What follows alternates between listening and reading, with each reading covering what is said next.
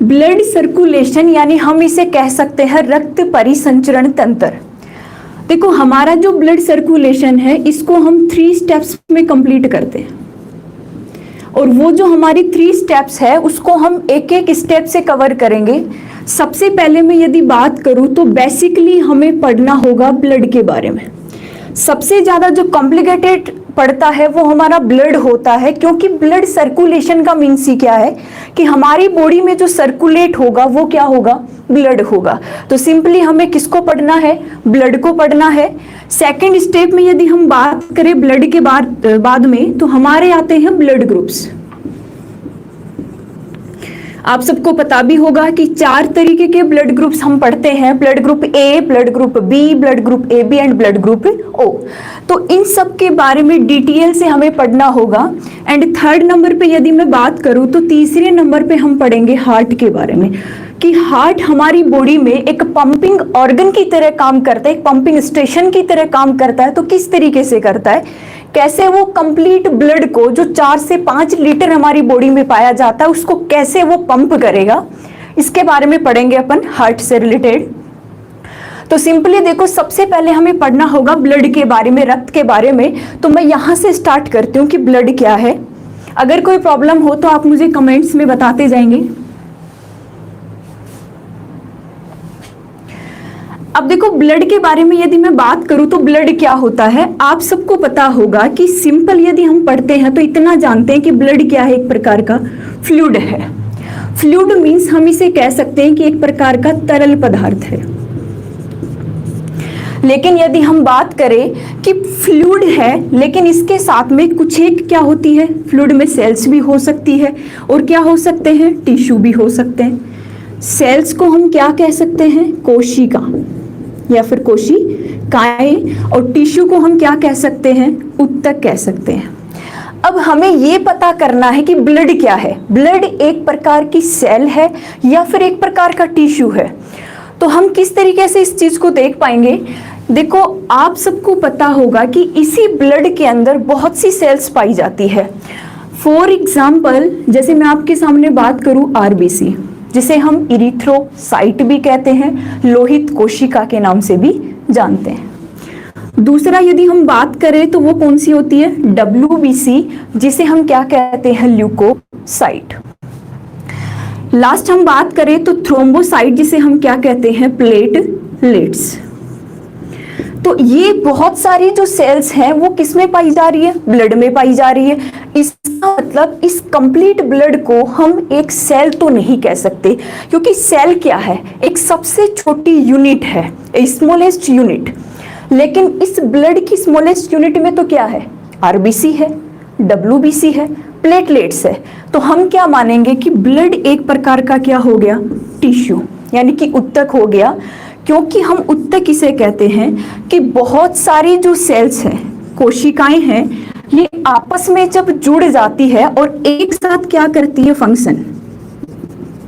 Function का means क्या है, एक साथ कार्य करती है, उसे हम क्या कह देते हैं, टिश्यू कह देते हैं। तो यहां से ये एक चीज क्लियर हो गई कि ब्लड एक क्या है, टिश्यू है। लेकिन हम सबको पता है कि टिश्यू भी बहुत टाइप्स के होते हैं। तो ये है कौन सा टिश्यू, तो हमें पता है कि जो ब्लड है ये हमारी बॉडी की बहुत सी सेल्स को आपस में क्या करता है, कनेक्ट करता है। और आप सबको पता है कि जो कनेक्ट करता है उसे हम क्या कह देते हैं, कनेक्टिव। तो यहां से ये चीज क्लियर हो गई कि ब्लड एक प्रकार का कनेक्टिव टिश्यू है, और कनेक्टिव टिश्यू को हम क्या कह सकते हैं, संयोजी उत्तक।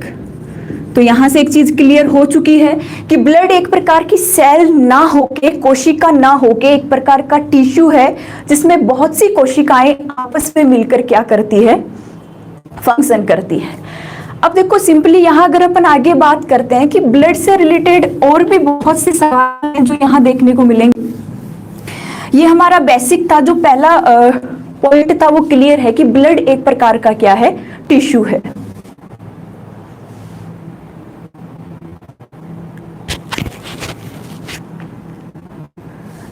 अब आगे यदि हम बात करें कि देखो जो ब्लड का निर्माण है, ब्लड के निर्माण की प्रक्रिया, यानी बॉडी के अंदर जो ब्लड बन रहा है उस निर्माण की प्रक्रिया को क्या कहते हैं? यदि आप सबको पता है तो मुझे कमेंट में बताएं। सेकंड, यदि हम बात करें कि study of blood, study of blood यानी ब्लड के अध्ययन की जो शाखा है उसे हम किस नाम से जानते हैं? आपको पता है तो आप एक बार मुझे बताइए।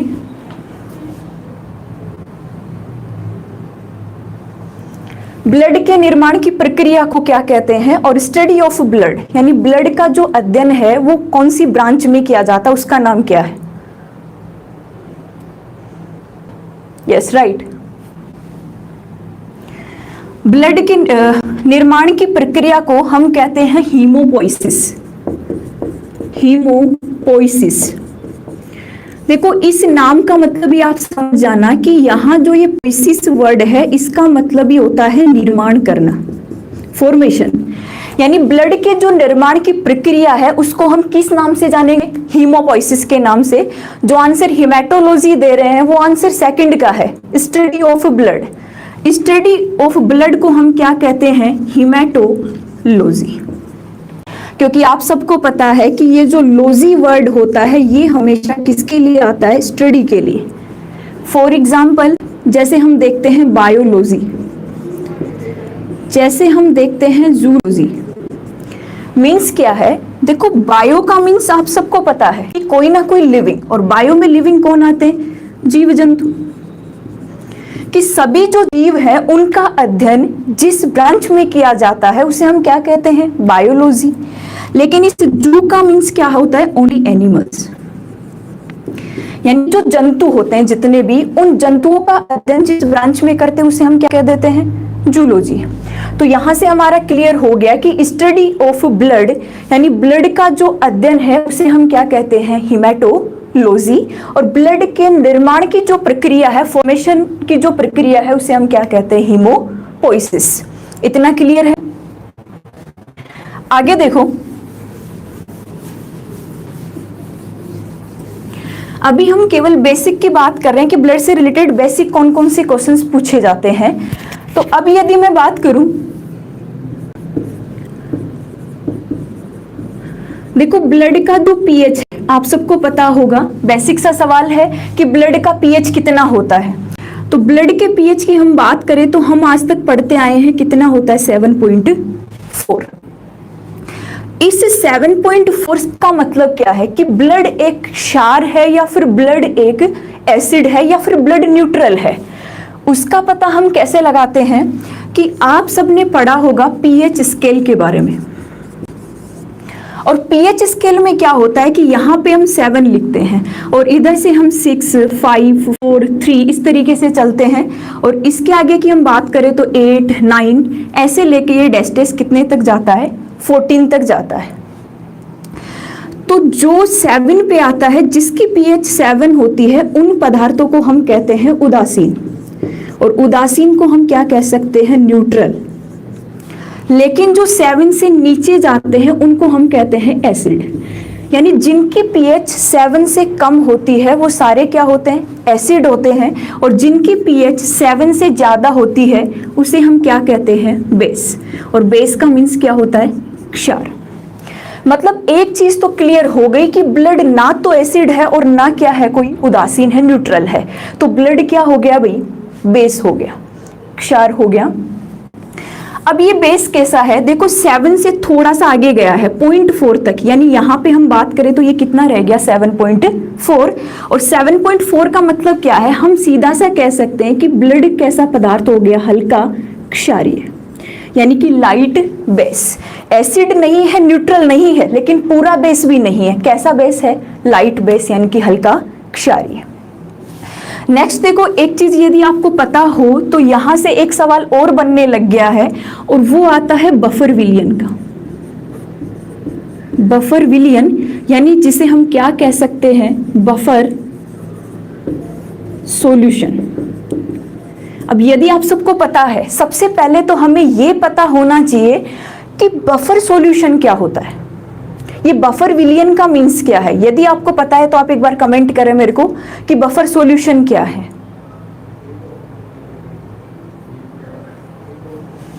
ठीक है, देखो इसमें बफर विलियन क्या होता है। आप सबने पढ़ा होगा कि कोई भी ऐसा पदार्थ जिसकी पीएच कभी परिवर्तित नहीं होती, यानी पीएच का मान हमेशा क्या रहता है? फिक्स रहता है।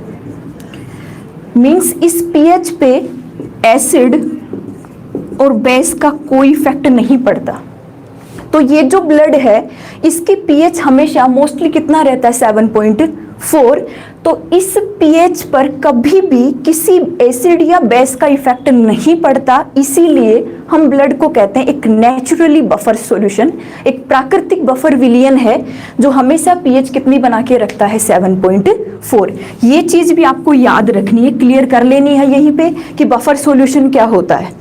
हम आर्टिफिशियल सॉल्यूशन भी बना सकते हैं जो बफर होते हैं, उनकी पीएच पे कोई इफेक्ट नहीं होना चाहिए, लेकिन हमारा जो ब्लड है वो नेचुरली बफर सॉल्यूशन है, उसकी पीएच पे कभी इफेक्ट नहीं होता। अब देखो ये बेसिक से सवाल थे जो बार बार में पूछे जाते हैं। अब देखो मोस्ट इंपोर्टेंट टॉपिक यहां से शुरू हो जाता है कि हमारा जो ब्लड है, जो रक्त है, यानी हम मान ले कि हमारा जो 100% ब्लड है ये 2 पार्ट्स में पाया जाता है। 2 पार्ट्स में कैसे? सबसे पहले पार्ट की बात करें तो उसे हम कहते हैं प्लाज्मा, या फिर आप इसे क्या कह सकते हैं? मैट्रिक्स।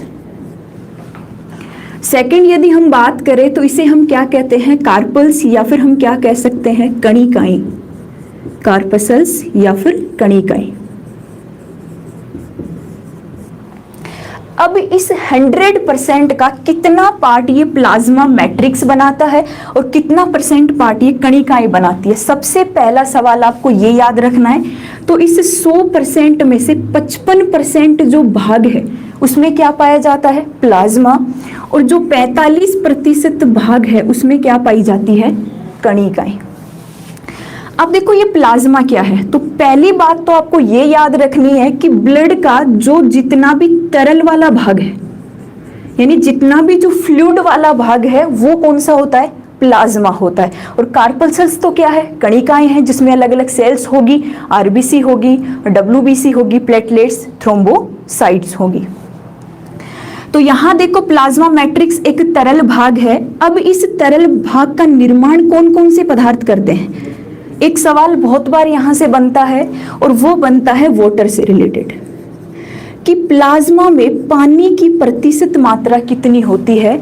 तो आपको याद रखना है कि 90 से 92% जो मात्रा है, इस मात्रा में क्या पाया जाता है? वाटर, पानी। और किसके अंदर पाया जाता है? प्लाज्मा में। यानी प्लाज्मा का 55% जो भाग है इसका भी 90 से 92% भाग कौन बनाता है? पानी बनाता है, वाटर बनाता है। इसके बाद की यदि हम बात करें तो 6 से 7% भाग, ये वैल्यू डिजिट आपको ऐसे कैसे याद रखनी है? 6 से 7% भाग में क्या पाई जाती है? प्रोटीन्स। आप सबको पता होगा कि हमारे ब्लड में अलग अलग प्रकार की प्रोटीन्स पाई जाती है। अब प्रोटीन्स कौन कौन सी होती है इस पे डिस्कस कर लेते हैं। तो सबसे पहले मैं बात करूं, आपने नाम सुना होगा फिब्रिनोजन, या जैसे आप फाइब्रिनोजन भी बोलते हैं। तो ये कौन सी हो गई? फिब्रिनोजेन। आपको क्या याद रखना है? फिब्रिनोजेन। दूसरी जो प्रोटीन है इसको हम क्या बोल सकते हैं? ग्लोब्यूलिन। क्या बोलेंगे? ग्लोब्यूलिन। एंड थर्ड जो प्रोटीन है इसको अपन क्या बोलेंगे? एल्ब्यूलिन। एल्ब्यूमिन मत बोल देना, एल्ब्यूलिन। ठीक है। फर्स्ट कौन सी हो गई? फिब्रिनोजन या फाइब्रिनोजन। सेकंड कौन सी हो गई? ग्लोब्यूलिन। और थर्ड कौन सी हो गई? एल्ब्यूलिन। अब देखो ये जो प्रोटीन्स है जो इस प्लाज्मा में पाई जा रही है, तो हर एक भाग का जो ब्लड का अलग अलग पार्ट है उसका अलग अलग काम होता है। अब देखो ये जो फिब्रिनोजन है इसका काम क्या है? आप सबको पता होगा कि ये जो फिब्रिनोजन है ये हमारी ब्लड की क्लोटिंग, ब्लड क्लोटिंग। और ब्लड क्लोटिंग का मीन्स क्या होता है? रक्त का स्कंदन, यानी रक्त का थक्का बनना। तो इस ब्लड क्लोटिंग के अंदर कौन काम करती है? Fibrinogen protein. एक चीज आपको पता भी होगी, बहुत बार पूछा जाता है कि सीरम क्या होता है। क्या पूछा जाता है कि सीरम क्या होता है? तो आपको पता हो तो आप बता सकते हैं कि सीरम क्या है। आप सीरम किसे कहेंगे?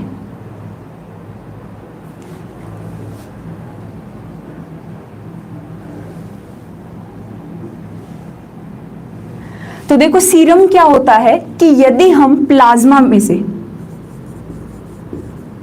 क्योंकि प्लाज्मा या फिर मैट्रिक्स वाले भाग में क्या पाई जा रही है? प्रोटीन्स पाई जा रही है। तो यदि हम प्लाज्मा में से फिब्रिनोजन प्रोटीन को निकाल देते हैं तो जो बचा हुआ पदार्थ होता है उसी को हम क्या कह देते हैं? सीरम कह देते हैं। यानी कि सीरम प्लाज्मा का एक ऐसा भाग है जिसमें फिब्रिनोजन प्रोटीन क्या होगी? एब्सेंट होगी। ये आपको याद रखना है। नोविप्रोथ्रोम्बिन फिब्रिनोजन प्रोटीन यदि एब्सेंट होगी तो उसे हम क्या कहेंगे? सीरम कहेंगे। तो यहां से एक चीज क्लियर कर लेना कि 6 से 7% में जो प्रोटीन पाई जाती है उसमें फर्स्ट फिब्रिनोजन होती है, और ये फिब्रिनोजन क्या करवाती है? ब्लड की क्लोटिंग। और यदि प्लाज्मा में से आप फिब्रिनोजन निकाल रहे हो तो उसे आप क्या बोल रहे हो? सीरम बोल रहे हो। नेक्स्ट देखो, हम ग्लोब्यूलिन की बात करते हैं कि ग्लोब्यूलिन का फंक्शन क्या है, ये हमारे ब्लड में किस तरीके का काम करती है बॉडी में। तो ग्लोब्यूलिन की बात करें तो हमारा जो इम्यूनिटी सिस्टम है, यानी जो प्रतिरक्षा तंत्र है, जो हमारा इम्यूनिटी सिस्टम है, वो जो काम कर रहा है उसके लिए ये ग्लोब्यूलिन प्रोटीन क्या है? उत्तरदायी है। तो इसका फंक्शन भी आपको याद रखना इंपॉर्टेंट है कि ग्लोब्यूलिन प्रोटीन का काम क्या होता है? प्रतिरक्षा तंत्र बनाना या फिर प्रतिरक्षा बनाना। अब इस एल्ब्यूलिन का काम क्या है? ये एल्ब्यूलिन क्या करती है कि जितनी भी पराश्रणीय सांद्रता है, जो प्राशरणीय सांद्रता है उसको कंट्रोल बना के रखती है कि प्राशरणीय सांद्रता को कितना रखना है, ये काम कौन करती है? एल्ब्यूलिन करती है। तो तीनों के फंक्शन आपको याद रखने हैं। फिब्रिनोजन ब्लड की क्लोटिंग करवाएगी, ग्लोब्यूलिन क्या करेगी? हमारा इम्यूनिटी सिस्टम में काम में आएगी, और एल्ब्यूलिन क्या करती है? प्राशरणीय सांद्रता बनाएगी। हाँ, गुड आफ्टरनून सभी को। तो इन तीनों के काम आपको क्या करने हैं? याद रखने हैं। अब देखो आगे हम बात करते हैं कि लगभग 1% भाग में क्या हो सकते हैं, क्योंकि 92% में क्या हो गया? वाटर, 6 to 7% में प्रोटीन्स। ये जो हमारा 1% पार्ट रह जाता है इसमें क्या पाए जाते हैं? साल्ट यानी कि हम क्या कह सकते हैं? लवण। लवण में कैल्शियम हो गया, सोडियम हो गया, क्लोरीन हो गया। ये सारे के सारे जो साल्ट हैं ये भी किस में पाए जाते हैं? प्लाज्मा में पाए जाते हैं। देखो ये जो पराश्रणीय सांद्रता बनाए रखते हैं, इसी कारण हम ये बोलते हैं कि जो ब्लड है ये हमारी बॉडी में जो वाटर का कॉन्सेंट्रेशन है उसको बना के रखता है। वो कौन बना के रखता है? ब्लड बना के रखता है। और खुद के अंदर भी जो वाटर है उसकी कंसेंट्रेशन को ये फिक्स बना के रखता है। जो हमारी बॉडी में लगभग 70% से अबोव वाटर पाया जाता है, तो उसको कंट्रोल कौन कर रहा होता है? उसकी कंसेंट्रेशन को। तो हम किसकी बात करेंगे? ब्लड की, यानी कि रक्त की। अब देखो आगे ये प्लाज्मा वाले पार्ट की बात हुई है। अब हम किसकी बात करेंगे? कार्पसल्स यानी कि कणिकाओं की। तो एक बार इसको देख लेना कि प्लाज्मा 55% एक तरल भाग है, निर्माण करने में इसमें वाटर 92%, 6 to 7% प्रोटीन्स, और 1% में क्या पाए जाते हैं? साल्ट या फिर लवण। अब ये कणिकाएं क्या होती है? देखो कणिकाओं से सवाल बहुत बनते हैं, क्योंकि आजकल सवाल ऐसे आने लग गए कि जैसे एलर्जी हो रही है तो उसमें कौन सी लिम्फोसाइट काम कर रही है, जैसे सूजन हो रही है तो उसमें कौन सी लिम्फोसाइट काम कर रही है। तो वो सब क्या है? एक प्रकार की कणिकाएं हैं। तो ये बेसिकली सवाल हम सबको पता होता है। तो अब हम इसको पढ़ेंगे कि कणिकाएं क्या है। तो मैं एक बार इसको रफ कर देती हूँ।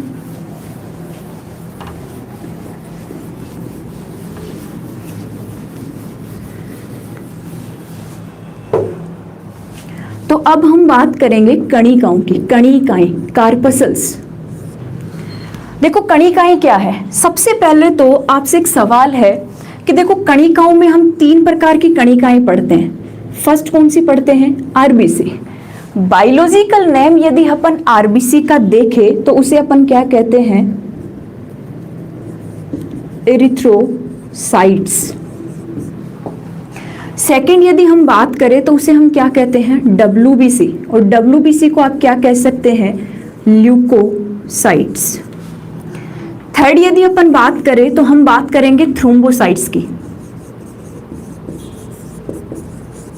और थ्रोम्बोसाइट्स को हम क्या कह सकते हैं, या तो प्लेटलेट्स, या फिर आप क्या कह सकते हैं, बिंबाणु। अब देखो आपने देखा होगा कि हम इसको बोलते हैं red blood corpuscles, white blood corpuscles, यानी हम इसको क्या नहीं कह रहे, हम इसको सेल नहीं कह रहे। क्या इसको सेल बोलना गलत है? हम ये क्यों नहीं बोल रहे red blood cell, white blood cell? Basically हम बोल देते हैं कि रेड ब्लड सेल है, वाइट ब्लड सेल है, लेकिन एक्चुअली हम बात करें तो यहाँ पे इसका जो प्रोनाउंसिएशन होता है वो कार्पसल्स ठीक है। कारण क्या है इसका कि रेड ब्लड कार्पसल्स बोल रहे हैं, वाइट ब्लड कार्पसल्स बोल रहे हैं? सबसे पहले तो ये कार्पसल्स का भाग है, तो होती क्या है ये कार्पसल्स? कणिकाएं हैं क्या? सेल नहीं है तो क्या है? तो देखो कणिकाएं क्या होती है कि कोई भी एक ऐसा भाग या फिर ऐसी सेल बोल सकते हैं जो किसी फ्लूइड में, यानी किसी तरल भाग में फ्लोटिंग करती हो। ठीक है, फ्लोटिंग करती हो किसी भी तरल भाग में, जैसे RBC है, WBC है, ये लिक्विड प्लाज्मा में ही पाई जा रही है, मतलब है ब्लड में प्लाज्मा है, और प्लाज्मा के बाद में कौन सा पार्ट पाया जा रहा है, हमारी कणिकाएं। तो फ्लोटिंग कर रही है कि कणिकाएं क्या है कि किसी ना किसी लिक्विड में ये फ्लोटिंग कर सकती है, जबकि सेल्स के लिए ऐसा जरूरी नहीं है। तो हम इसे सेल्स ना बोल के हम इसे कार्पसल्स यानी कणिकाएं बोल दे तो ये क्या है, हमारा सही रहेगा। अब देखो ये जो RBC है, इस कणिकाएं को हम 45% भाग में पढ़ते हैं, इसका भी लगभग 99% जो भाग है, 99% जो पार्ट है वो कौन बनाती है, RBC बनाती है। इसीलिए आपने देखा होगा कि हम RBC और जो WBC है इसका जो रेशो लिखते हैं ये हमेशा कितना लिखते हैं, 600:1। मतलब क्या है कि जहां 600 RBC जनरेट होगी वहां पे कितनी WBC का निर्माण होगा, 1 का।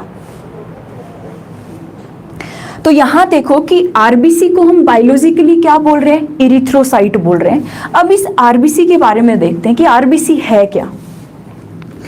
तो सबसे पहले देखो कि RBC से रिलेटेड पहला सवाल क्या बनेगा कि RBC का जो निर्माण है ये कहाँ हो रहा है, कि फॉर्मेशन ऑफ RBC का निर्माण कहाँ हो रहा है।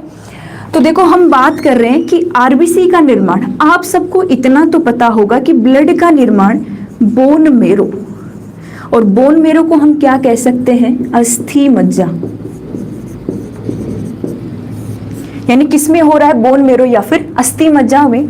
लेकिन अस्थि मज्जा में भी क्या है, अलग अलग प्रकार के टिश्यू पाए जाते हैं। तो इनमें से कौन सा ऐसा टिश्यू है जो किसका निर्माण करेगा, RBC का। तो इस बोन मेरो का जो हीमोपोइटिक वाला टिश्यू है ये किसका निर्माण करता है, RBC का।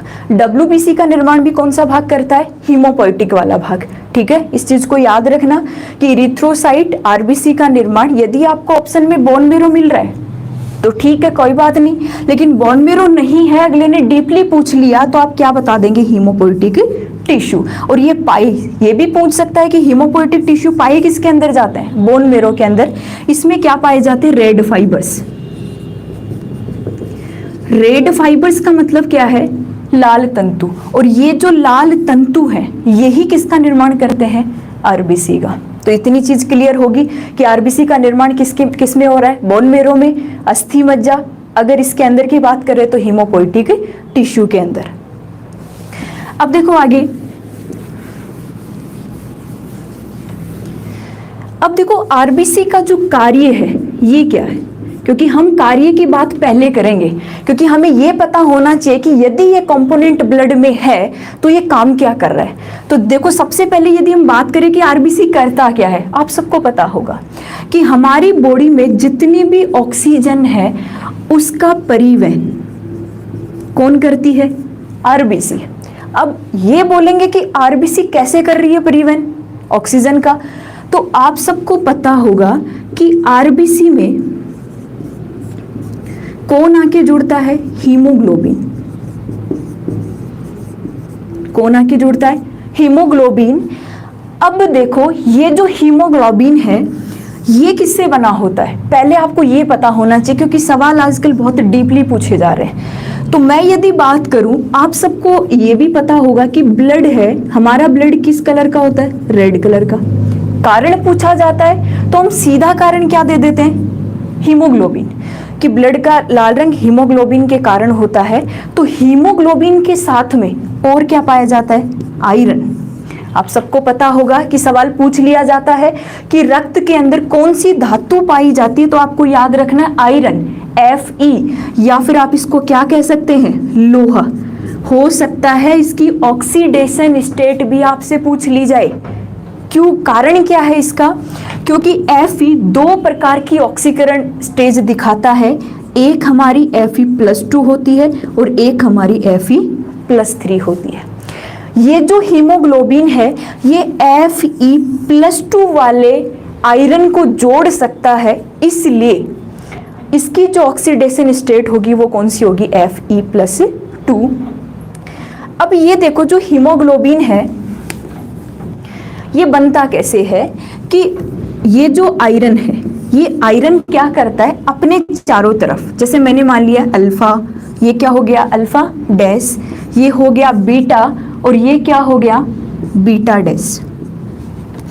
इस तरीके की जो संरचना है ये हीमोग्लोबिन बना के रखता है। मतलब क्या है? ये तो आपको समझ में आ गया कि ये कौन सी धातु है? आयरन धातु, Fe लोहा, ये आपने क्या जोड़ दिए।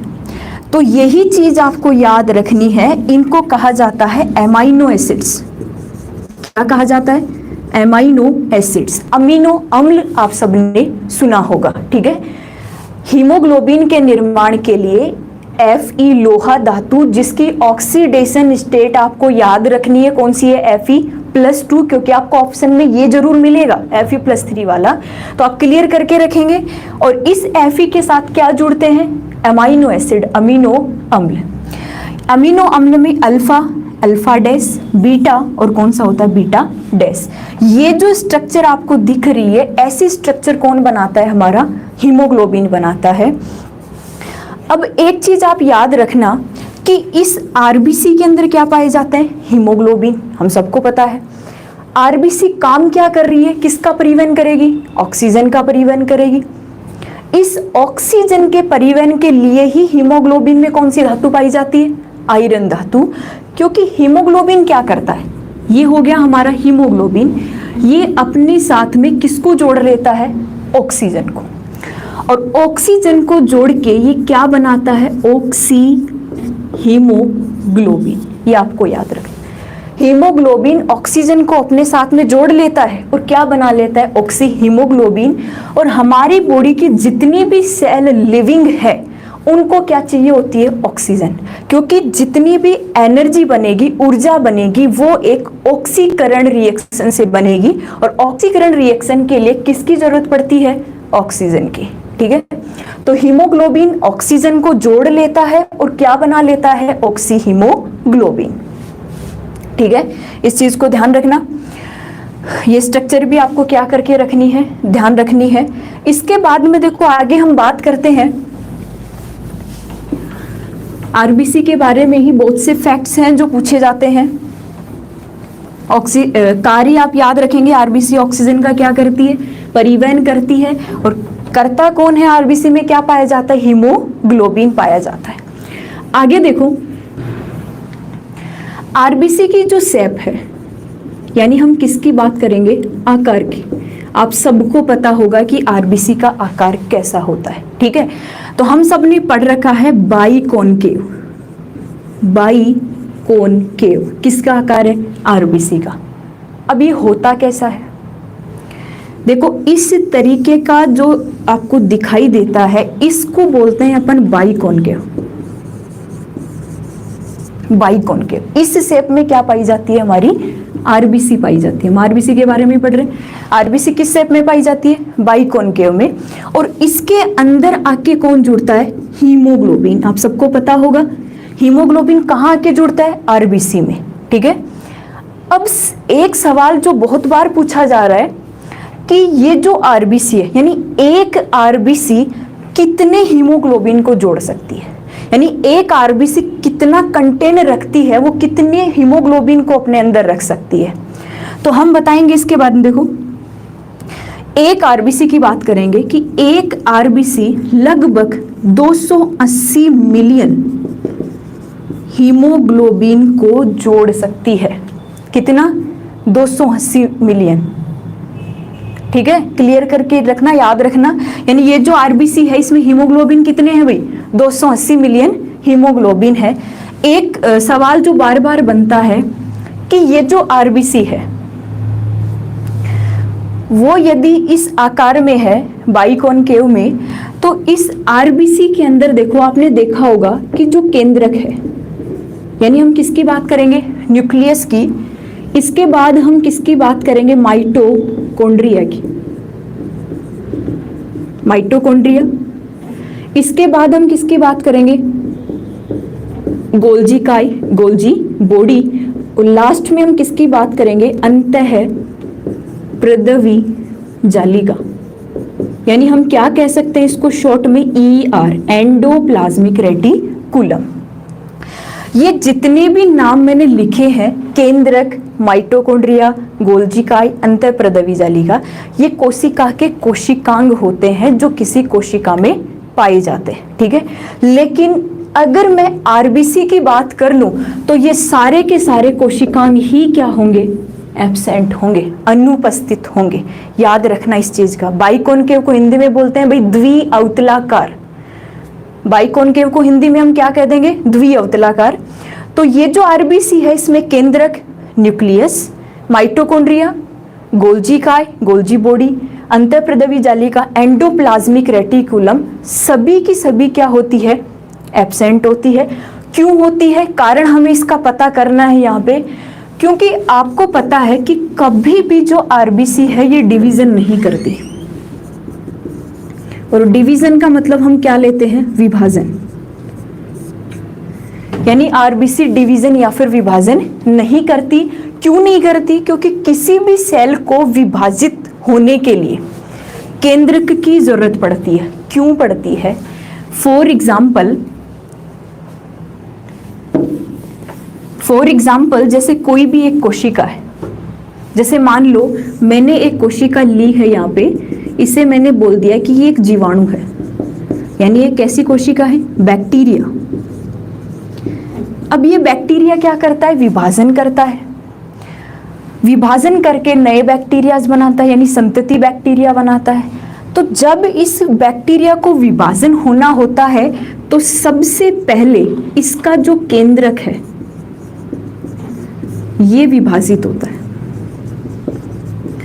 क्यों विभाजित होता है?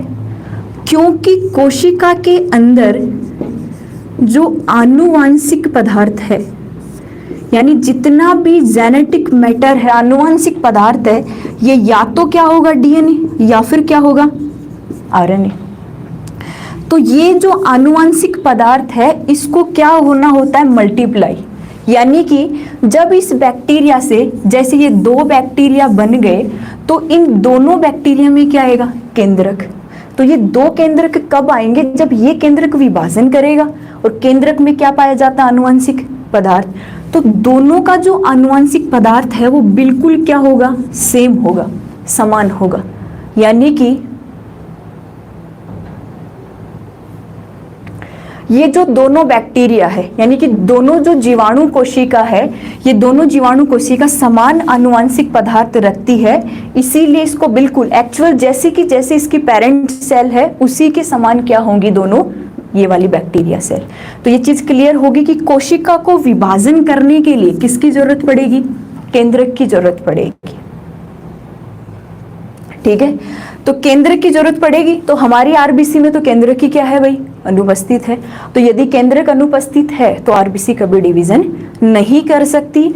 और अगर इतना सारा मटेरियल आरबीसी में होगा तो हीमोग्लोबिन कहाँ से जोड़ेगा?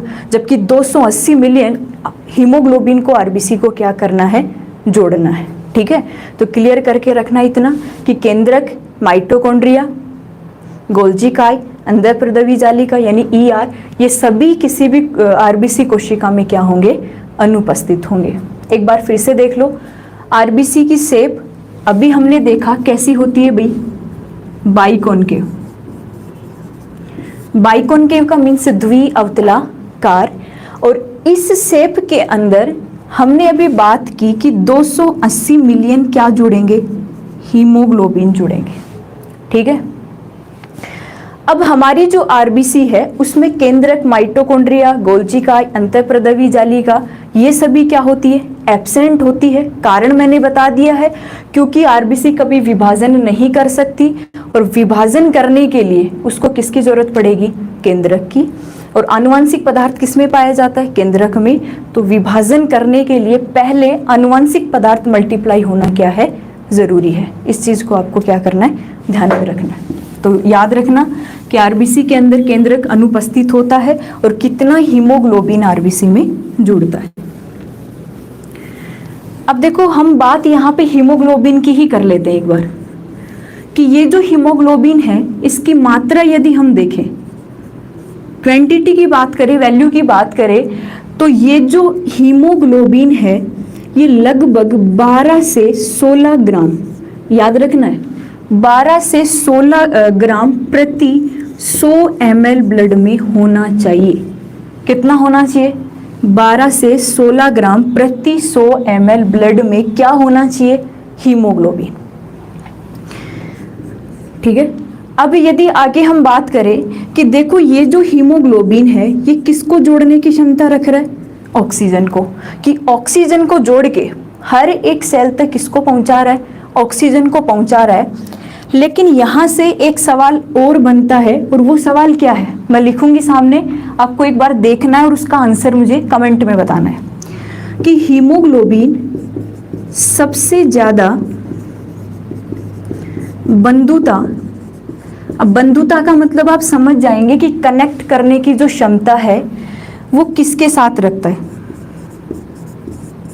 किसके साथ रखता है,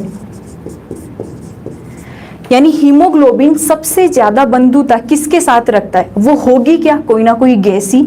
जैसे मान लो आपको ऑप्शन में मिल जाए CO2 कार्बन डाइऑक्साइड, आपको ऑप्शन में मिल जाए CO, इसे हम क्या कहते हैं, कार्बन मोनोऑक्साइड। ठीक है, थर्ड यदि अपन बात करें तो तीसरे नंबर पे जैसे हमने किसको ले लिया, O2 को ले लिया।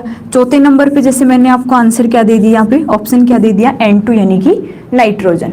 तो आपको इनमें से एक आंसर बताना है कि ये जो हीमोग्लोबिन है वो कौन सी गैस के साथ सबसे ज्यादा कनेक्ट हो सकता है। आंसर कुछ एक के बिल्कुल सही आ रहे हैं, प्रियंका कुमारी, अंकित कुमार प्रजापत, सही है बिल्कुल।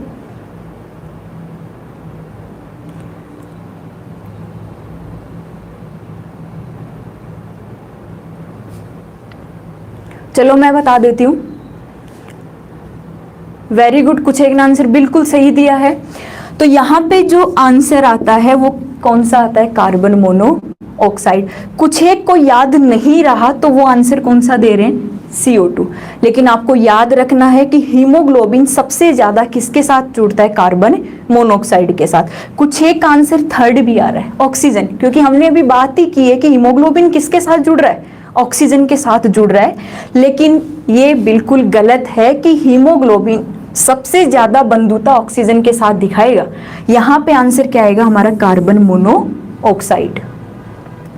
अब कार्बन मोनोऑक्साइड कैसे जुड़ता है या फिर कितनी क्षमता रखता है कि ऑक्सीजन से ज्यादा जुड़ सकता है, तो हम सब ने देखा होगा कि बहुत बार ऐसी सिचुएशंस आती है कि जो सर्दियां हैं, सर्दियों में क्या है कि जो बंद कमरा होता है उसमें क्या जला देते हैं, अंगीठी।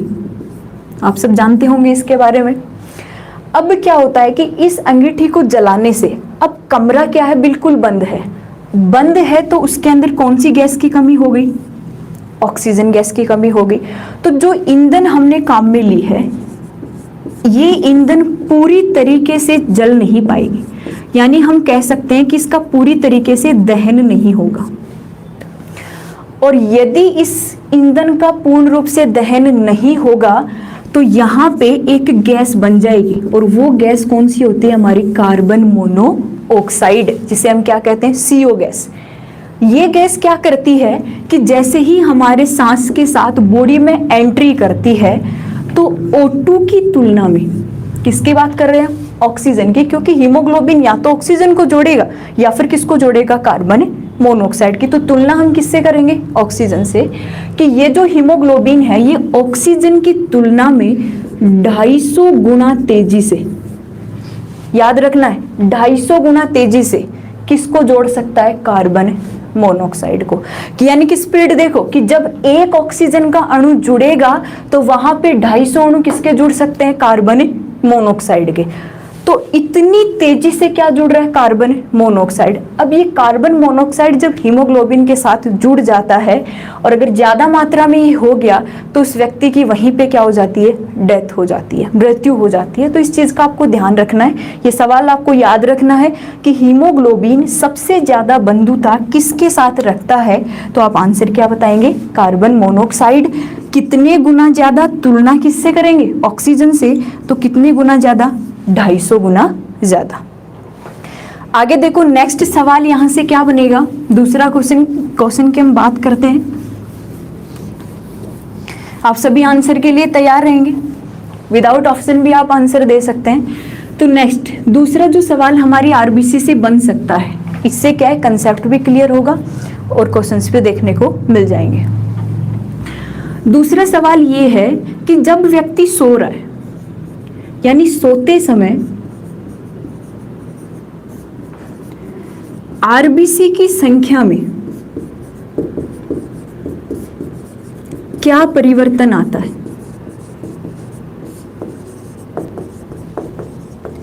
सोते समय आरबीसी की संख्या में क्या परिवर्तन आता है। सबसे पहले आप इसका आंसर देंगे, पीडीएफ आपको मिल जाएगा। आरबीसी की संख्या में कम, देखो या तो कमी होगी या फिर क्या होगी, अधिकता होगी। सोरे संख्या में परिवर्तन तो दो ही तरीके से हो सकता है कि या तो आरबीसी कम हो सकती है या फिर आरबीसी की संख्या में क्या हो सकती है, अधिकता हो सकती है। कुछ एक आंसर इंक्रीज आ रहा है, कुछ एक आंसर डिक्रीज आ रहा है, कमी होती है, कमी होती है, बिल्कुल सही है। आरबीसी की संख्या में क्या होती है, कमी होती है। और ये कमी होती कितनी है, हमारे ब्लड में जितनी आरबीसी है उसका 5%, यानी आरबीसी की संख्या की 5% संख्या में जो आरबीसी है उनकी क्या आ जाती है, कमी आ जाती है। अब आपको ये पता होना चाहिए कि कमी आती क्यों है, कारण क्या है इसका। तो देखो रीजन की यदि हम बात करें कि 5% की जो कमी, इसको छोड़ो, पहले हमें इसको देखना है कि कमी क्यों आ रही है। कारण इसका ये है कि जब व्यक्ति सो रहा है तो वो किस फेज में है भाई, रेस्ट यानी विश्राम में। जब वो रेस्ट कर रहा है तो क्या उसे एनर्जी की रिक्वायरमेंट है, जितनी ऊर्जा हम काम कर रहे होते हैं तब चाहिए होती है उतनी ऊर्जा क्या रेस्ट में चाहिए, नहीं चाहिए। और आपको पता है कि हमारी बॉडी में जो ये ऊर्जा बनती है ये श्वसन के दौरान, और श्वसन एक प्रकार की ऑक्सीकरण अभिक्रिया, आप सबको पता है, यानी क्या जुड़ती है, ऑक्सीजन। और ऑक्सीजन जुड़ती है तब जाके किसका निर्माण हो रहा होता है, ऊर्जा का। और इस ऑक्सीजन का परिवहन कौन कर रहा होता है, आरबीसी। तो जब हम सो रहे हैं, रेस्ट में हैं, तो ऊर्जा चाहिए ही नहीं, तो क्यों आरबीसी की संख्या बढ़ेगी। सिंपल सी बात है कि क्या होगी, डिक्रीज होगी। तो आरबीसी की संख्या में 5% की क्या आ जाती है, कमी आ जाती है। इसको क्लियर करके रखना कि सोते समय आरबीसी की संख्या में क्या परिवर्तन आता है। तो आप आंसर क्या देंगे, 5% की कमी। कारण पूछे तो जब हम रेस्ट में होते हैं तो हमें एनर्जी की रिक्वायरमेंट नहीं होती। क्लियर है इतना।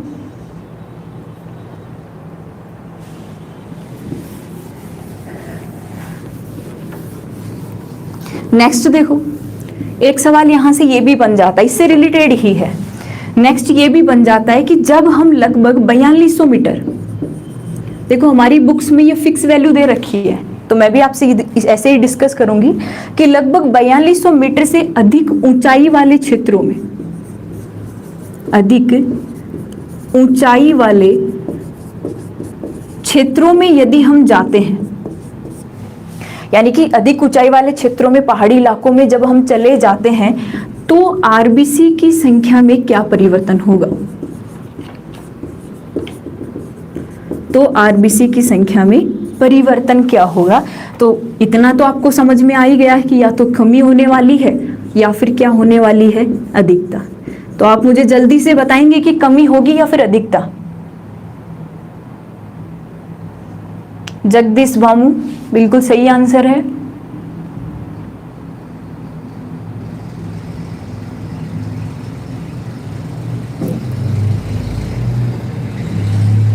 कमी, अभी भी कमी हो रही है क्या?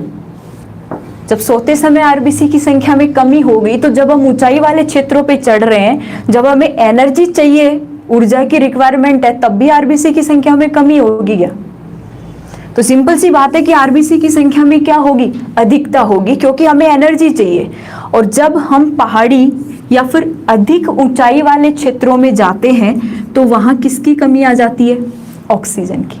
और ऑक्सीजन की कमी आ जाती है तो आरबीसी की संख्या जितनी है उसका कितना परसेंट बढ़ जाती है, 30%, यानी 30% इंक्रीज हो जाती है आरबीसी की संख्या। होता क्यों है, देखो जब हम पहाड़ी इलाकों में जाते हैं तो ऑक्सीजन में क्या आती है, कमी। हमारी बॉडी को क्या चाहिए, ऑक्सीजन। अब ऑक्सीजन आएगी कहाँ से, कि बॉडी की रिक्वायरमेंट कंप्लीट करनी है हमें तो ऑक्सीजन की, तो आएगी कहाँ से। तो होता क्या है कि बॉडी क्या करती है, आरबीसी की संख्या को बढ़ा देती है। आरबीसी की संख्या बढ़ गई तो आपको पता है कि क्या बढ़ गया, हीमोग्लोबिन। तो जैसे ही हीमोग्लोबिन ज्यादा बन रहा है तो जैसे ही आरबीसी आएगी उसको कौन जोड़ लेगा, हीमोग्लोबिन जोड़ लेगा। और हीमोग्लोबिन, जैसे सिंपल एग्जांपल मैं आपको दूं तो जैसे मान लो कि 10 कोई चोर है, उनको पकड़ने वाला एक पुलिस वाला है, ठीक है। वो चोर क्या हो गए, 10 चोर है, पकड़ने वाला एक है, यानी 10 क्या हो गए, ऑक्सीजन। पकड़ने वाला कौन हो गया, हीमोग्लोबिन, क्योंकि हीमोग्लोबिन ही जोड़ेगा। अब देखो सिचुएशन क्या है, यहाँ पे कम बन रही है कि वो उनको सबको पकड़ पाएगा क्या। सिंपल सी बात है कि एक जो पुलिस वाला है वो 10 चोर को नहीं पकड़ पाएगा। लेकिन यदि 10 पुलिस वाले हो और एक चोर हो तो वहां पे 100% बन जाता है कि वो चोर को पकड़ लेंगे। सिंपल सी बात है। मतलब यदि हीमोग्लोबिन ज्यादा है और ऑक्सीजन कम है तो जैसे ही हीमोग्लोबिन के पास ऑक्सीजन आएगी उसको कौन जोड़ लेगा, हीमोग्लोबिन जोड़ लेगा। तो इस चीज को आप क्लियर करके रखना कि जब हम ऊंचाई वाले क्षेत्रों पे, ये भी याद नहीं रहे तो आपको इतना याद रखना है कि ऊंचाई या फिर पहाड़ी क्षेत्रों में जाते हैं तो वहां पे आरबीसी की संख्या इंक्रीज होती है, अधिक होती है, कितना, पहले से कितना, 30%। क्लियर है इतना? चलो आगे चलते हैं।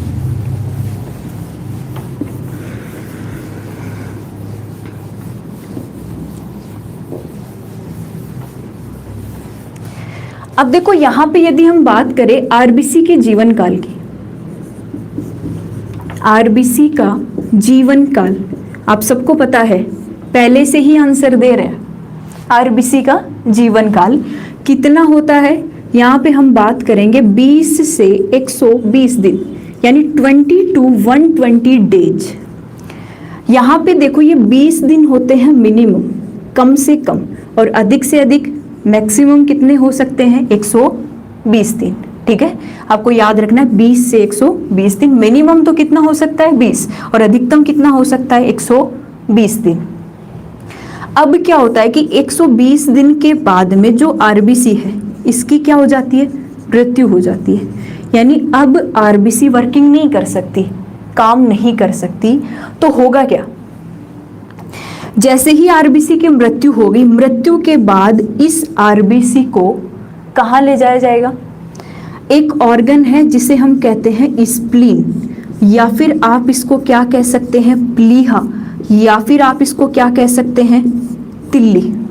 तीनों नाम आपको याद रखने हैं, स्प्लीन, प्लीहा, या फिर आप क्या कह सकते हैं, तिल्ली के नाम से जान सकते हैं। तो आरबीसी की मृत्यु होने के बाद इसको भेज दिया जाता है स्प्लीन, प्लीहा या फिर तिल्ली में।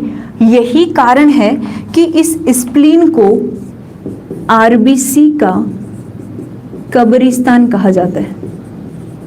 कब्रिस्तान यानी मृत्यु होगी तो डेड बॉडी को कहाँ रखा जा रहा है, स्प्लीन में रखा जा रहा है, इसीलिए हम इसको क्या बोल रहे हैं, आरबीसी का कब्रिस्तान। तो इतना क्लियर करके रखेंगे। जीवन काल 20 से 120 दिन, कम से कम 20 दिन हो सकता है और अधिक से अधिक क्या हो सकता है 120 दिन। 120 दिन बाद में जैसे ही आरबीसी की मृत्यु हो जाती है, डिस्ट्रॉयड हो जाती है, तो ये स्प्लीन प्लीहा या फिर तिल्ली में जाके स्टोर हो जाती है, जिसे हम क्या कहते हैं आरबीसी का कब्रिस्तान। एक चीज याद रखना कि एक सवाल और भी बन जाता है कि इसी स्प्लीन को, यानी हम तिल्ली की ही बात कर रहे हैं, तिल्ली या फिर आप क्या कह सकते हैं प्लीहा, इसको ब्लड बैंक के नाम से भी जाना जाता है। यानी ह्यूमन बॉडी का, मानव शरीर का यदि हम ब्लड बैंक देखेंगे तो उसे भी हम तिल्ली या फिर क्या कहेंगे प्लीहा कहेंगे।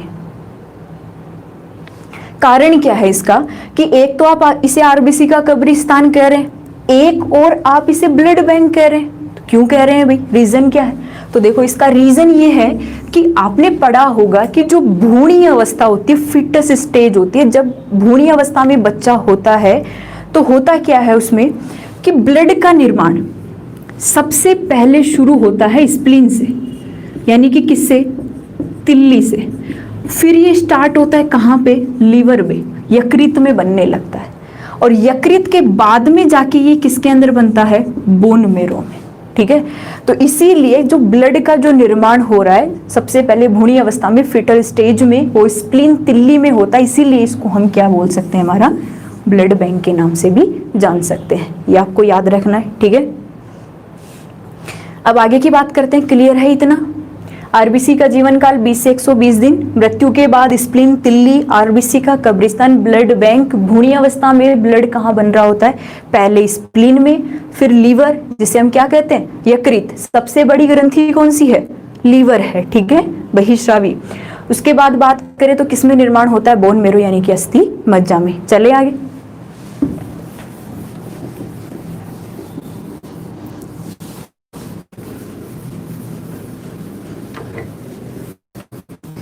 अब देखो आरबीसी का कार्य वगैरह सब हमने देख लिया है। अब यहाँ पे हम बात करने वाले हैं आरबीसी से रिलेटेड जो डिजीज है वो सब हम एक साथ पढ़ेंगे, डब्ल्यूबीसी, आरबीसी और प्लेटलेट्स की। तो यहाँ अब हम बात करने वाले हैं डब्ल्यूबीसी की। देखो ये टॉपिक थोड़ा सा कॉम्प्लिकेटेड हो जाता है। ठीक है, आपको बस साथ चलना है, जब मैं क्वेश्चन करूँ तो उसका रिप्लाई देते चलना है, सब क्लियर हो जाएगा। अब देखो डब्ल्यूबीसी को हम क्या बोल रहे हैं, ल्यूकोसाइट। ये बायोलॉजिकल नेम आपको याद रखना है। डब्ल्यूबीसी को हम क्या बोल रहे हैं, व्हाइट ब्लड कार्पसल्स को हम ल्यूकोसाइट के नाम से जान रहे हैं। अब देखो ये जो डब्ल्यूबीसी है इसका जो निर्माण है, अभी पीछे हम डिस्कस भी कर चुके हैं, ये किसके अंदर हो रहा है, बोन मेरो, यानी हम किसके अंदर, अस्थि मज्जा में।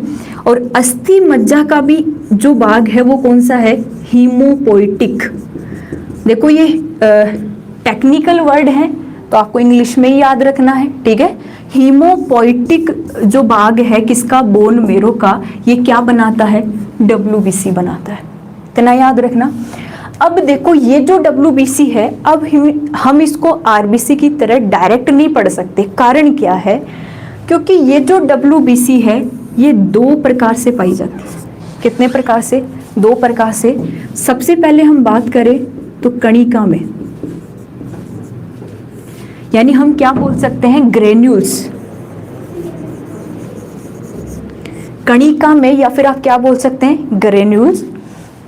फिर अपन बात करें दूसरी तो ये क्या होती है, अकणिका में। अकणिका में को आप क्या बोलेंगे, अग्रेन्यूल्स। अब देखो ये है क्या कि कणिका में क्या है, डब्ल्यूबीसी, अकणिका में क्या है। तो यहां से जो सवाल बनेगा कि आपको क्या है कि इस कणिका में को 3 भाग में बांट रखा है, तो वो क्या पूछेगा, डब्ल्यूबीसी का नाम देगा। जैसे आपको दे दिया बेसोफिल, कि बेसोफिल कणिका में है या अकणिका में। जैसे आपको दे दिया लिम्फोसाइट, लिम्फोसाइट कणिका में है या फिर अकणिका में है। ठीक है, तो ये हम कैसे याद रखेंगे, ये जो कणिका में है ये 3 प्रकार की होगी। सबसे पहली हमारी होगी न्यूट्रोफिल्स। कौन सी होगी, न्यूट्रोफिल्स। नाम थोड़े से अटपटे लगेंगे, याद रखना है, न्यूट्रोफिल्स। दूसरी हमारी कौन सी होगी, इयोसिनोफिल्स। इयोसिनोफिल्स, और तीसरी हमारी कौन सी होगी, बेसोफिल्स। देखो जहां भी आपको ये फिल्स वर्ड मिल जाता है, न्यूट्रोफिल्स, इयोसिनोफिल्स, ठीक है, बेसोफिल्स, तो ये फिल्स वर्ड देखते ही आप समझ जाना कि कणिका में की बात कर रहे हैं। क्यों? क्योंकि जो अकणिका में है ये भी दो प्रकार की होती है, जिसमें फर्स्ट हो गई हमारी मोनोसाइट, कौन सी होगी, मोनोसाइट, और दूसरी हमारी यहां पे हो गई लिम्फोसाइट, लिम्फोसाइट। यानी कि जो अकणिका में है उसमें आपको साइट वर्ड देखने को मिलेगा, मोनोसाइट है या फिर लिम्फोसाइट है। कणिका में आपको फिल्स वर्ड देखने को मिलेगा, ठीक है, न्यूट्रोफिल्स, इयोसिनोफिल्स या फिर बेसोफिल्स। अब एक सवाल जो यहां से बार बार पूछा जाता है वो क्या है कि इनमें से कौन सा ऐसा भाग है जो सबसे ज्यादा पाया जाता है, यानी WBC जितनी है उसके निर्माण में सबसे ज्यादा पार्टिसिपेट कौन सा पार्ट करता है इनमें से।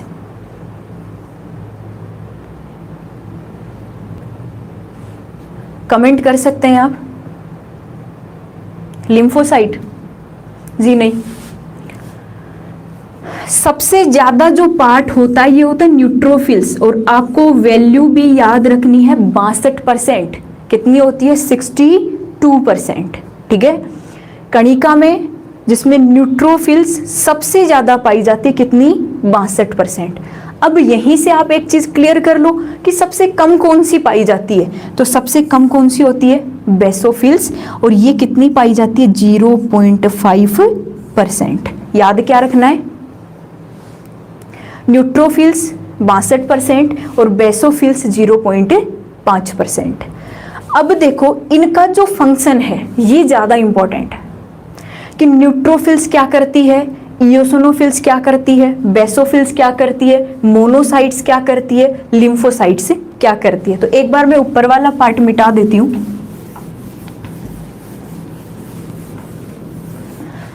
देखो यहां पे यदि हम सबसे पहले न्यूट्रोफिल्स की बात करें कि न्यूट्रोफिल्स क्या करती है, किसकी बात करेंगे? न्यूट्रोफिल्स की। तो न्यूट्रोफिल्स करती क्या है? आपने एक वर्ड सुना होगा फैगोसाइट, फैगोसाइट सुना है सबने? इस फैगोसाइट का मीन्स क्या है? सबसे पहले तो फैगोसाइट का मीन्स क्या है? देखो फैगो का मीन्स क्या होता है? भक्षण,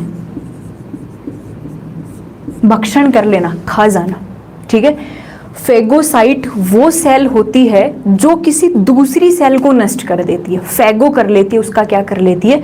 भक्षण कर लेती है। उसे हम क्या कहते हैं? फैगोसाइट। जो वर्ड है इसका मतलब क्या है कि किसी भी दूसरी जो कोशिका हो सकता है वो मृत कोशिका हो सकता है, कोई बाहर से कोई रोगाणु, बैक्टीरिया, वायरस ये सब आ गया हो, उसे हम क्या कहते हैं? फैगोसाइट। अब सवाल ये बन जाता है कि निम्न में से आपको ऑप्शन मिल गया न्यूट्रोफिल्स, इयोसिनोफिल्स, बेसोफिल्स, मोनोसाइट, लिम्फोसाइट, कि निम्न में से ऐसी कौन सी कोशिका है जिसको आप फैगोसाइट बोल सकते हैं। तो वो फैगोसाइट जो कोशिका है उसका नाम क्या होगा? न्यूट्रोफिल। यानी न्यूट्रोफिल्स जितनी भी सेल होगी वो क्या करेगी? भक्षण करेगी, फैगोसाइट करेगी। इसके बाद में यदि अपन बात करें कि ये जो इयोसिनोफिल्स है ये क्या करती है, अगर किसी को पता है तो आप बता सकते हैं कि न्यूट्रोफिल्स तो भक्षण करेगी, परसेंट आपको याद रखना है 62%। अब आपको बात करना है दूसरा इयोसिनोफिल्स, इयोसिनोफिल्स कि इयोसिनोफिल्स क्या करती है। तो हमारी बॉडी में जो एलर्जी हो जाती है, अब देखो एलर्जी किसी भी वजह से हो सकती है, ठंड से हो सकती है, धूप से हो सकती है, एयर से हो सकती है, ठीक है। तो इस एलर्जी के लिए जो एलर्जी को कम करे या फिर खत्म करे तो उसके लिए क्या बनना चाहिए? इयोसिनोफिल्स। इसी कारण क्या होता है कि जो डॉक्टर्स हमें टैबलेट्स दे रहे होते हैं वो किस लिए दे रहे होते हैं? कि इयोसिनोफिल्स बने और इयोसिनोफिल्स क्या करे? एलर्जी को खत्म करे। तो आपको याद रखना है कि इयोसिनोफिल्स क्या करती है? एलर्जी को खत्म करती है। अब यहाँ यदि हम बेसोफिल्स की बात करें कि बेसोफिल्स क्या करती है, तो देखो बेसोफिल्स, बेसोफिल्स क्या करती है कि जो सूजन आ जाती है, स्वेलिंग हो जाती है, जैसे घाव हो गया, लग गई, तो उससे क्या आ जाती है, सूजन आ जाती है। तो इस सूजन को कम करने के लिए बॉडी में क्या होना जरूरी है, बेसोफिल्स। यदि बेसोफिल्स कम है तो सूजन ज़्यादा रहेगी, और यदि किसी में बेसोफिल्स ठीक है तो उसकी सूजन क्या हो सकती है, वहीं पे कम हो सकती है। तो ध्यान रखना इस चीज़ का। न्यूट्रोफिल्स फैगोसाइट का काम करेगी, भक्षण का। इयोसिनोफिल्स एलर्जी को कम करेगी। बेसोफिल्स क्या करेगी, सूजन को कम करेगी। इसके बाद में देखो यहाँ से मोनोसाइट भी एलर्जी के अंदर ही काम आती है। ये भी आपको याद रखना है कि एलर्जी को कम करने के लिए ज़्यादा इयोसिनोफिल्स होनी चाहिए, लेकिन इसके साथ में क्या होनी चाहिए, मोनोसाइट्स। ठीक है। अब देखो जो लिम्फोसाइट है, ये लिम्फोसाइट कैसे काम करती है, मैं इसको मिटा देती हूँ।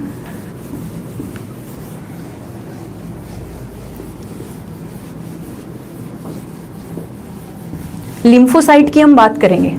यहां से सवाल बहुत बार आता है, वो एड्स रोग से पूछा जाता है, लिम्फोसाइट।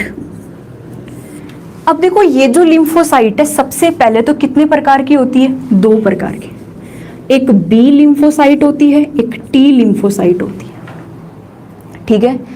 अब ये जो लिम्फोसाइट है, लिम्फोसाइट बी, लिम्फोसाइट टी, ये काम क्या कर रही होती है, तो आपने सुना होगा कि हमारे ब्लड में क्या पाए जाते हैं, एंटीजन। और ये एंटीजन ही क्या बनाते हैं, एंटीबॉडी। और यदि मैं हिंदी में देखूं तो एंटीजन को आप क्या बोल सकते हैं, प्रतिजन। और एंटीबॉडी को आप क्या बोल सकते हैं, प्रतिरक्षी। देखो एंटीजन ही किसको बनाते हैं, एंटीबॉडी को। यानी कि जब बाहर से बॉडी में कोई रोगाणु आ जाता है, कोई भी रोगाणु, वो बैक्टीरिया हो सकता है, वायरस हो सकता है, प्रोटोजोआ हो सकता है, तो ये जो रोगाणु है इसके खिलाफ बॉडी क्या बनाती है, प्रतिरक्षी। प्रति का मतलब दूसरे से, क्या करेगी, हमारी रक्षा करेगी। जो भी आ रहा है उससे हमें क्या करेगी, बचा के रखेगी। तो उसको आप क्या बोल सकते हैं, एंटीबॉडी। तो यहाँ इस एंटी का मतलब ही क्या है, देखो आप इसको तोड़ के देख सकते हैं, एंटी और इसका मतलब क्या हो गया, जन। एंटी का मतलब प्रति, जेन का मतलब, जीएन का मतलब क्या हो गया, जनरेट करना। यानी एंटीबॉडी को जो जनरेट करता है उसे आप क्या बोल सकते हैं, एंटीजन।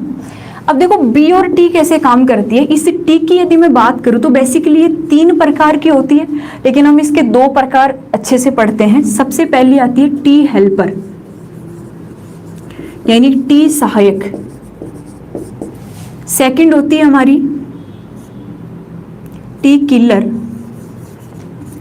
याद रखना है, टी हेल्पर यानी टी सहायक कोशिका, और सेकंड कौन सी होती है, टी किलर कोशिका।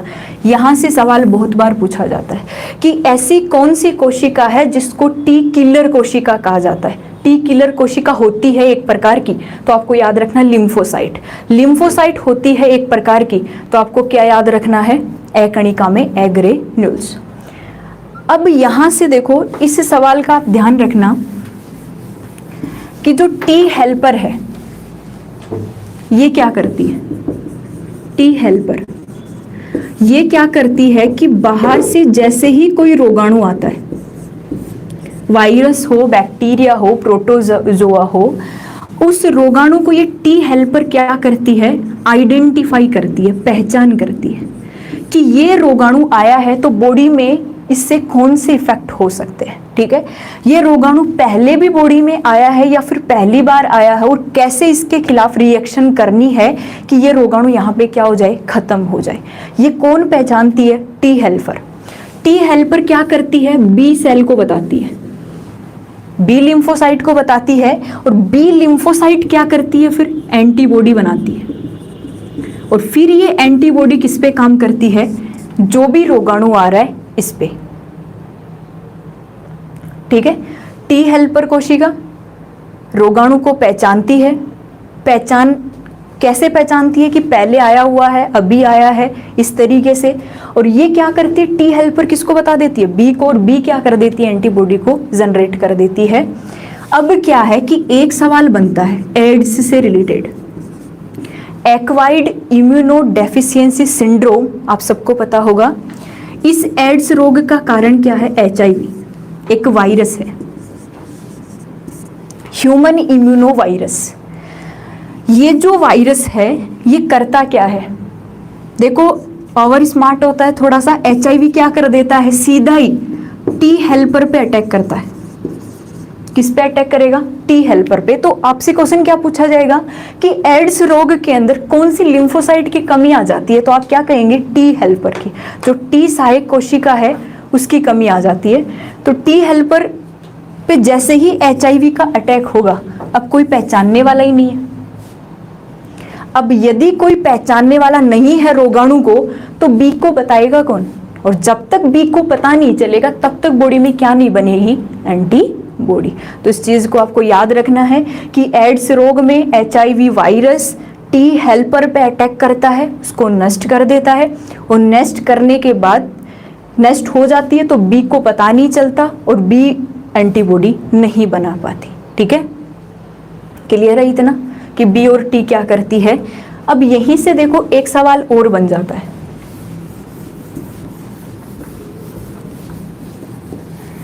एक सवाल क्या बन जाता है कि देखो ये जो RBC है ये बनने के बाद,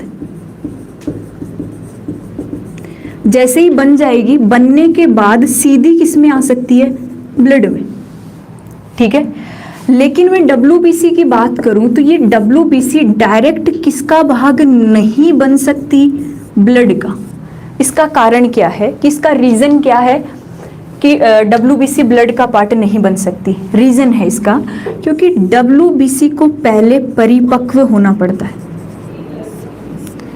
परिपक्व यानी कि मैच्योर। अब ये परिपक्व कहाँ होती है, ये चीज आपको याद रखना है। ये WBC परिपक्व कहाँ होती है, एक ग्रंथि है जिसे हम कहते हैं थाइमस। क्या कहा जाता है, थाइमस ग्रंथि। याद रखोगे, WBC का परिपक्व कहाँ होता है, थाइमस में। परिपक्व का मीन्स क्या है कि ये काम करने लायक हो जाए, कि WBC जो हमारा इम्यूनिटी सिस्टम है उसको काम करवा सके अच्छे से कम उसके लायक तो बने। और वो कौन बनाता है इसको, थाइमस। क्या करता है, परिपक्व करता है। तो थाइमस में पहले WBC मैच्योर होगी और इसके बाद ये किस में जा सकती है, ब्लड में। तो दोनों में आपको अंतर याद रखना है। RBC बनने के बाद सीधा ब्लड में जा सकते, लेकिन WBC नहीं जा सकते। क्यों, इसको परिपक्व होना पड़ता है, और ये परिपक्व कहाँ होती है, थाइमस में जाके। क्लियर है इतना।